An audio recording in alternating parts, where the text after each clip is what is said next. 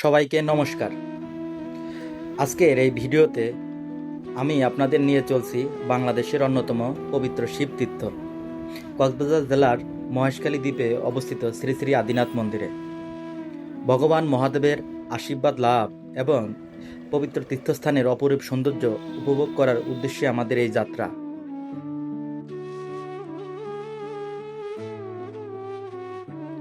আমি যেহেতু কোম্পানির কাজে আগেই কক্সবাজার এসে পৌঁছেছি, তাই আমার এবারের যাত্রা শুরু হবে কক্সবাজার থেকেই।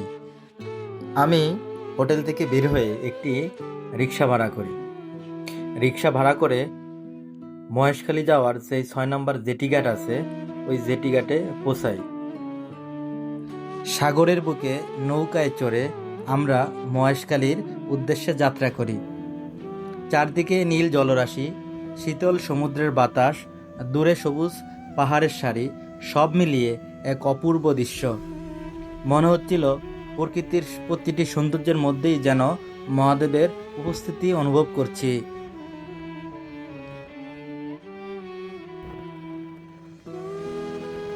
মহেশখালী দ্বীপে পৌঁছে আমরা আদিনাথ মন্দিরের পথে এগিয়ে যাই। পাহাড়ের উপর অবস্থিত এই প্রাচীন মন্দিরের পৌঁছানোর জন্য সিঁড়ি বেয়ে উপরে উঠতে হয়। পথের দুপাশে সবুজ গাছপালা, পাহাড়ি পরিবেশ এবং নির্মল বাতাস আমাদের ক্লান্তি ভুলিয়ে দেয়। যত উপরে উঠতেছিলাম ততই মনে ভক্তি এবং আনন্দের অনুভূতি বাড়ছিল। অবশেষে আমরা পৌঁছে যাই আমাদের কাঙ্ক্ষিত গন্তব্য শ্রী শ্রী আদিনাথ মন্দিরে। মন্দিরে প্রবেশ করতেই এক অদ্ভুত শান্তি হৃদয়কে স্পর্শ করে। ভক্তিভরে মহাদেবের চরণে প্রণাম জানাই, পরিবারের সুখ, শান্তি, মঙ্গল এবং সমৃদ্ধি কামনা করে প্রার্থনা করি।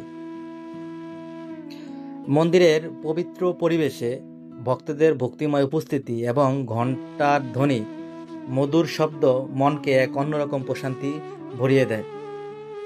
এই অনুভূতি ভাষায় প্রকাশ করা সত্যিই কঠিন।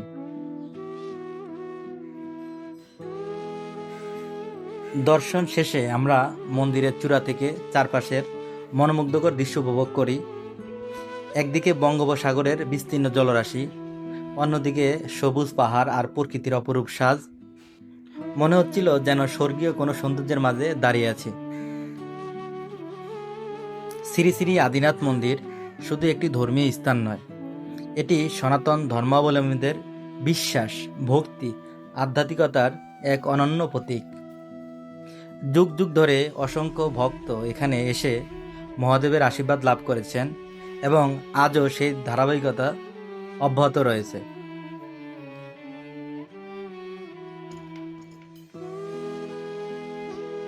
এখন দাঁড়িয়ে আছি কক্সবাজার জেলার মহেশখালীর আদিনাথ মন্দিরে এবং এই মন্দিরটি অনেক সুন্দর।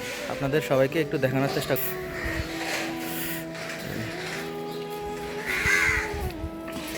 পাশে দেখা যাচ্ছে নদী এবং এখান থেকে ভিউটা কতটা সুন্দর আপনারা দেখলে বুঝতে পারবেন।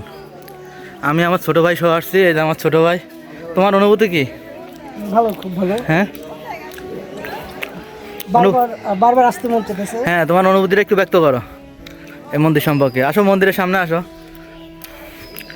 এই যে মন্দিরে অনেক দর্শনার্থী আছে এবং অনেক ভক্ত আছে। ভক্ত যতটা না আছে তার থেকে দর্শনার্থী এখানে বেশি আসতেছে। এই যে এটা হলো মন্দিরের ফ্রন্ট সাইড এবং মূল মন্দির।